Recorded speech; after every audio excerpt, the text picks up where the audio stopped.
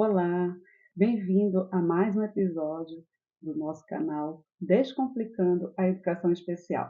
Eu sou a professora Anaísa Alaia e esse é um canal de compartilhar muitas experiências sobre educação especial, convivências, avaliações, também atividades para alfabetização de alunos atípicos. Sejam todos muito bem-vindos ao nosso novo episódio.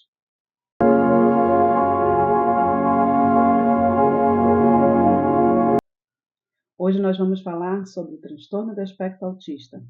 Vamos começar primeiro sobre conceitos e o histórico do TEA no Brasil e no mundo. Para começar, lá em 1943, nós vamos ter o psiquiatra Léo Kenner, que publica a obra Distúrbios Autísticos do Contato Afetivo. Ele vai, então, descrever 11 casos de crianças como o que ele descreve o isolamento extremo desde o início da vida e um desejo obsessivo pela preservação da mesmice. Também o termo autismo infantil precoce foi utilizado nesse artigo. Por quê? Porque os sintomas descritos nesses 11 casos de crianças eram evidentes já na primeira infância. Em 1944, nós vamos ter, então, também o artigo A Psicopatia Autista na Infância, de Hans Asperger, que vai denominar depois o conceito da síndrome de Asperger. Depois a gente vai ver que esse nome vai ser retirado depois da nomenclatura. Bom, então, nesse artigo, Asperger vai destacar a ocorrência preferencialmente em meninos, do que ele apresenta falta de empatia, baixa capacidade de fazer amizades, conversação unilateral, foco intenso e movimentos descoordenados. O trabalho dele vai ser publicado em alemão na época da guerra, e é por isso que a gente vai ver que posteriormente também vai ter algo que vai ser retirado o nome, e o relato recebeu pouca atenção. Só lá para a década de 1980 é que a gente vai ter o reconhecimento do pioneirismo do estudo dele. Em 1952, a Associação Americana de Psiquiatria ela vai publicar a primeira edição do que a gente chama de que a gente começou a conhecer sobre DSM. Hoje nós estamos em DSM-5. Em 1952, essa primeira edição, então, se chama DSM-1, do Manual Diagnóstico e Estatístico de Doenças Mentais. Aí ele faz referência mundial, ele é uma referência mundial para pesquisadores e clínicos do segmento. E aí esse manual ele fornece as nomenclaturas dos critérios, padrões para o diagnóstico dos transtornos mentais estabelecidos. E aí nessa primeira edição, os diversos sintomas de autismo eram classificados como subgrupo da esquizofrenia infantil. Então ele não era entendido ainda como uma condição específica e separada. Já nos anos 50, 60, a gente vai ver então, por exemplo, nos anos 50, houve uma confusão sobre a natureza do autismo. A crença mais comum era de que o distúrbio seria causado por pais emocionalmente distantes, como, por exemplo, a hipótese da mãe geladeira, criada por Kenner. Só que lá nos anos 60, crescem então as evidências, 1960, crescem as evidências que vão surgir que o autismo era um transtorno cerebral, Já começa então ali presente as questões cerebrais neurológicas, presente desde a infância e encontrado em todos os países e grupos socioeconômicos etno-raciais. Já em 1978, a gente vai então conhecer a psiquiatra Michaela Ruta, classifica o autismo como distúrbio de desenvolvimento cognitivo, criando um marco da compreensão do autismo. Sai então da psicose, da psiquiatria, psicose, e vou para um outro determinado compreensão cognitiva, por exemplo. Então, ela propõe uma definição com base em 4 critérios. E aí esses critérios vão, inclusive, vir a ser outros que vão ser mais trabalhados posteriormente. O primeiro dos critérios é o atraso e desvio social, não só com deficiência intelectual. O segundo são os problemas de comunicação, não só em função de uma deficiência intelectual. Então, ela retira ali da deficiência intelectual associada, Então, há um problema de comunicação, mas não associado à deficiência intelectual. É uma outra coisa, uma questão cognitiva, mas não associada à deficiência intelectual. O terceiro critério são os comportamentos incomuns, como, por exemplo, os movimentos estereotipados e os maneirismos.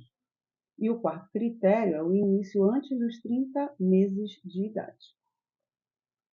Continuando, em 1980, né, a gente vai ter, então, a definição da Michelle Ruta, né, e a crescente produção de pesquisas científicas sobre o autismo.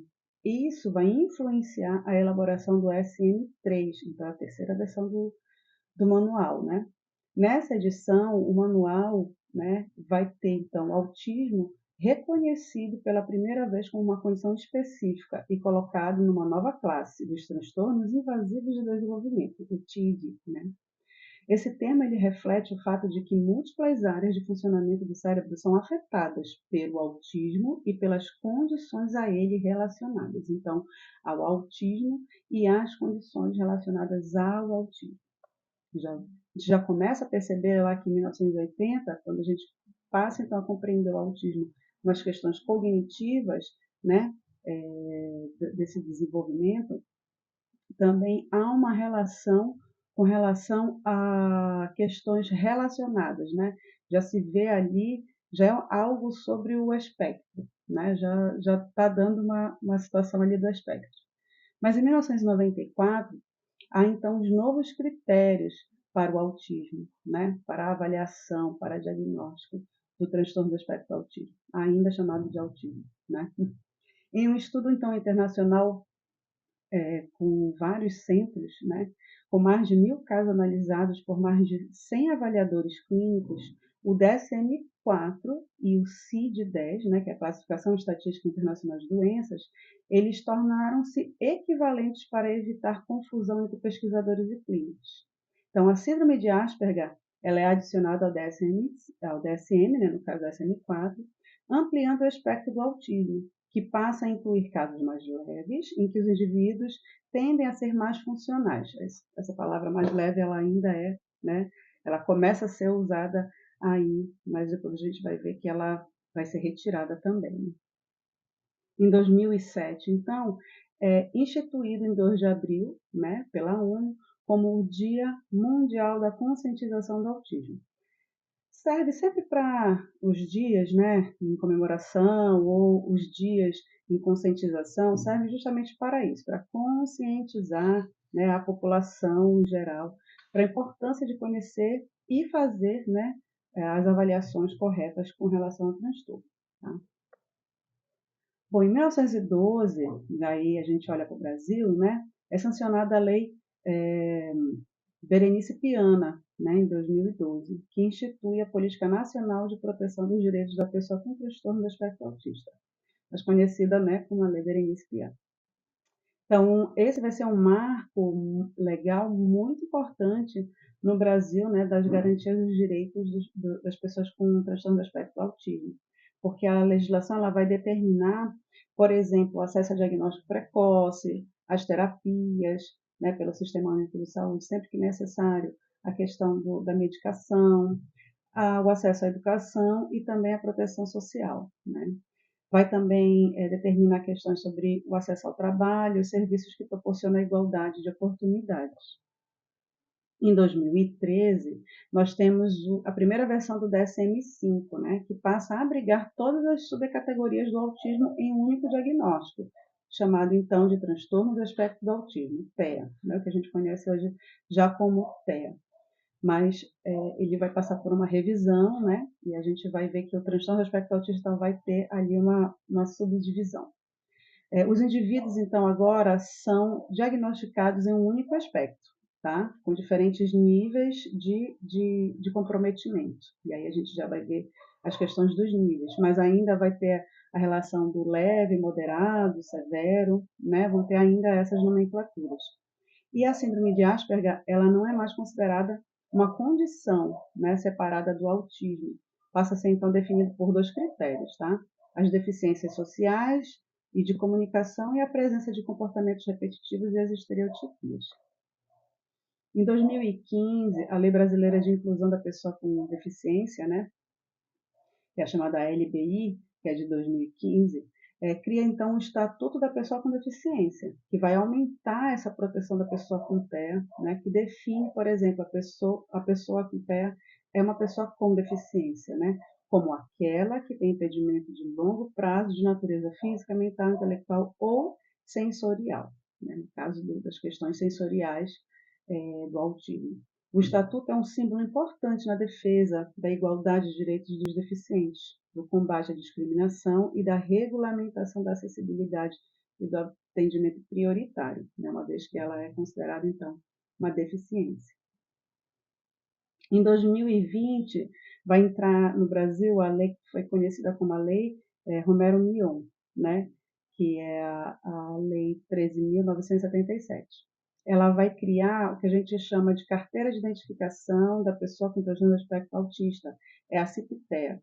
Ela vai ser emitida, né, por órgãos estaduais, tá, regulamentados, né, e ela vai ser emitida de forma gratuita, né, sob a responsabilidade dos estados e dos municípios.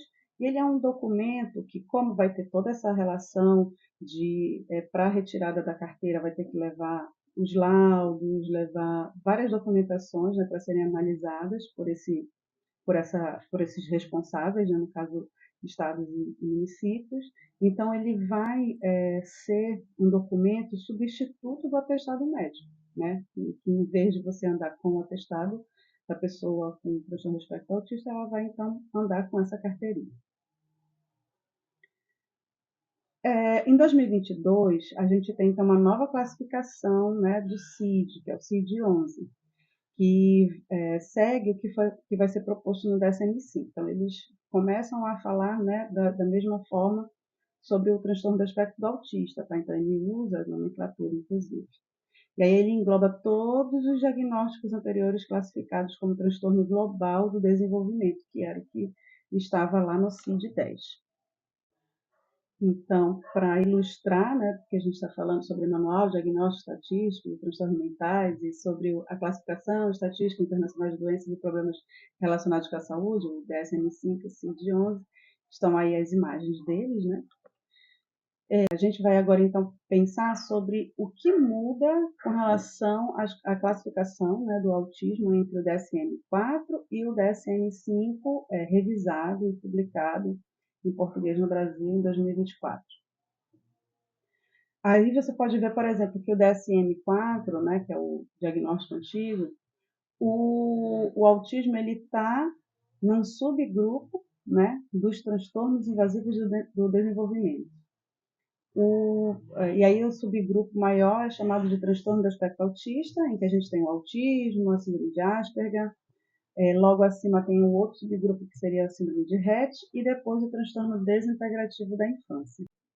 E aí o que muda para o DSM-5, que é o diagnóstico atual e revisado, né, publicado em 2024, é que o transtorno do espectro autista sai, né, do subgrupo transtorno invasivo do desenvolvimento e passa a ter a sua própria nomenclatura, transtorno do espectro autista, em que ele vai ser então classificado ainda como, vai sair, né, do autismo grave, nível 3, né, e vai ser chamado então agora autismo de nível de suporte 3, autismo moderado, né, e hoje conhecido como autismo de suporte nível 2, e o que era chamado de autismo leve, hoje então a gente vai considerar, vai classificar, na verdade, como autismo de suporte nível 1.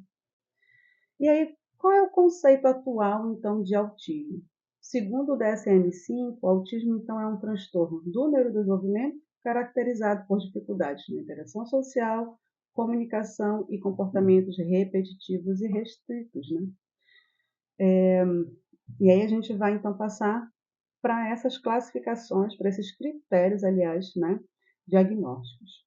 Segundo o DSM-5, então, a primeira característica para classificação, para critérios, né, da avaliação, é de que nós temos o déficit, né, os déficits clinicamente significativos e persistentes na comunicação social e nas interações sociais manifestadas de todas as maneiras que a gente vai descrever agora. Primeiro, então, são os déficits expressivos na comunicação não verbal e verbal usadas para interação social.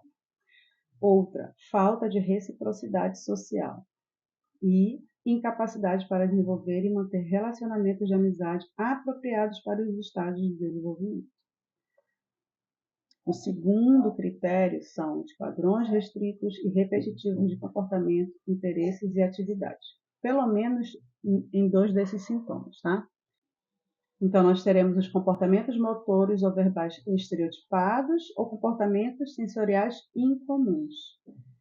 O outro critério é excessiva adesão ou aderência a rotinas e padrões ritualizados do comportamento. E o terceiro, interesses restritos, fixos e intensos.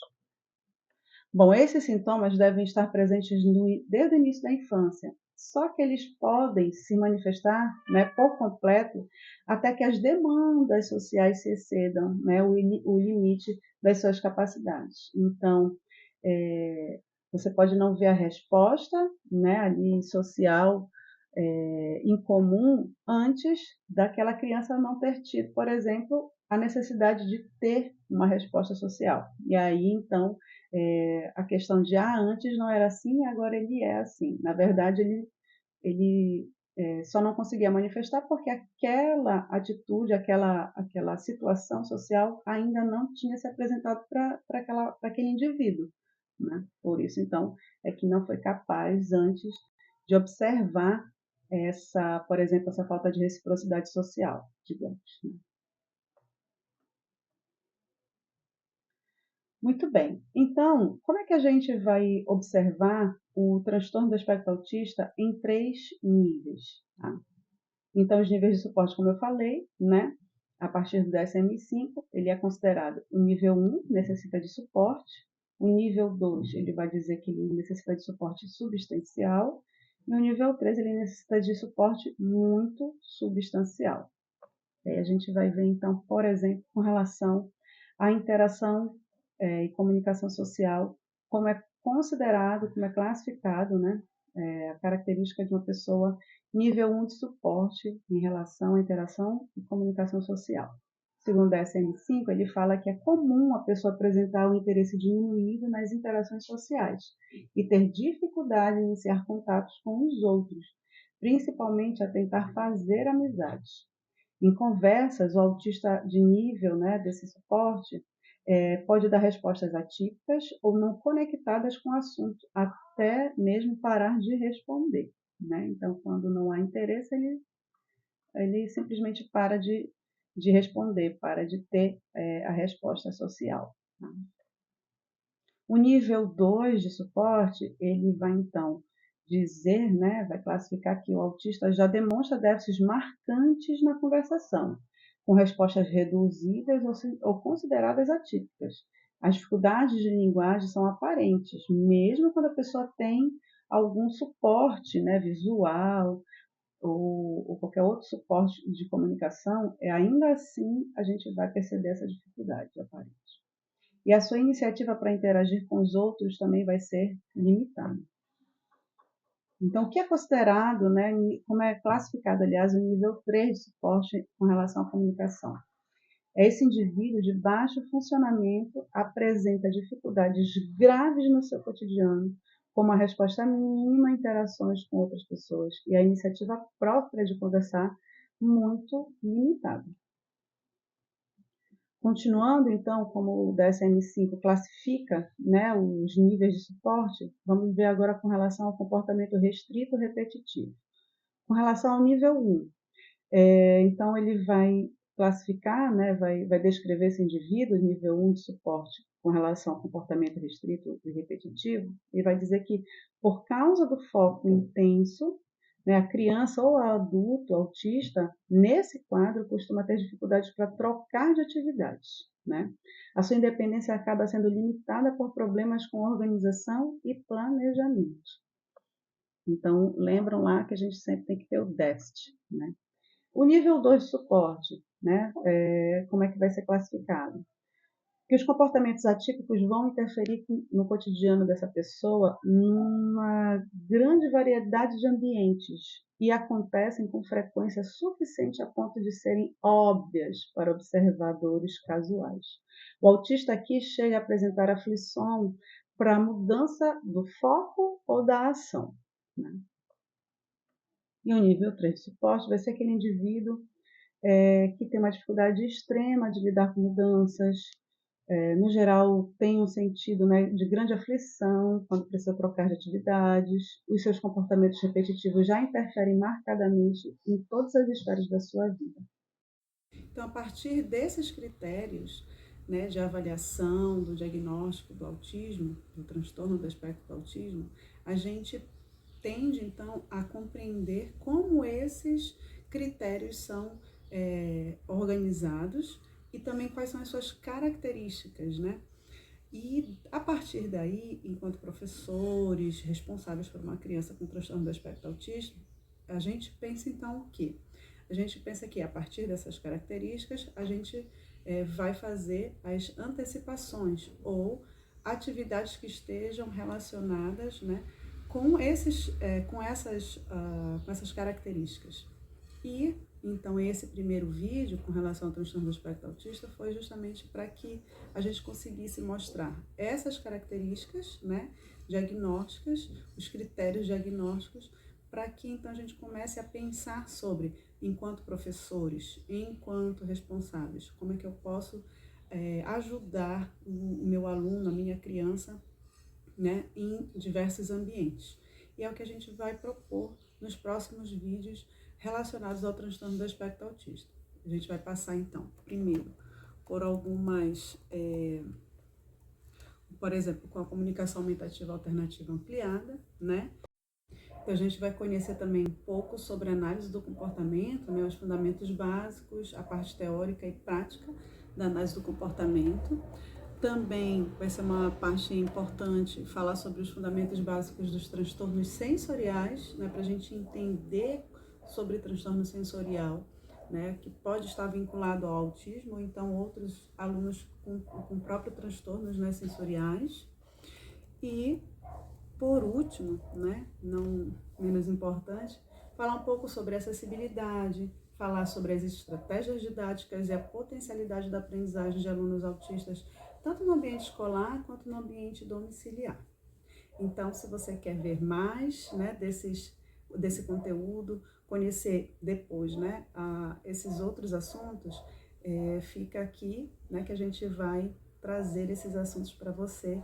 E eu espero que você goste desse conteúdo e que ele também te auxilie enquanto professor, enquanto responsável por um aluno com transtorno do espectro do autismo, te auxilie a lidar, né, e a melhorar, né, as atividades dessa pessoa em vários ambientes, tanto no ambiente escolar quanto no ambiente domiciliar. Então, te espero nos próximos episódios dessa série sobre transtorno do espectro autista. Até lá!